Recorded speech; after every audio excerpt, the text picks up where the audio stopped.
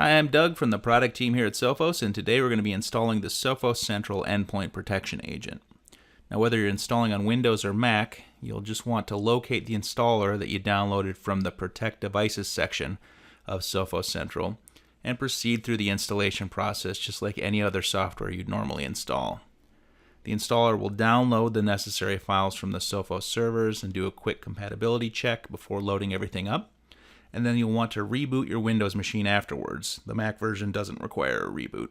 Once we're good to go, we'll head back into Sophos Central and navigate to the Devices page. We can see here the Mac and the PC that we just set up. So let's click into the PC here, where we can see the 5 most recent events, the status of the agent. We can run a full system scan, the tamper protection status, and then clicking the Status tab gives us a view of all the Sophos services that are running. And then clicking the Policies tab will show us the collection of policies that apply to the user who's logged onto this machine. And a quick stop on the Events tab will let us see all the recent events for this machine. Let's jump back and take a quick look at the Mac now. Same setup here, 5 most recent events, version data, scan button, and we see that the Sophos services are running quite happily. So that's it for now. We've got our machines all set up and protected.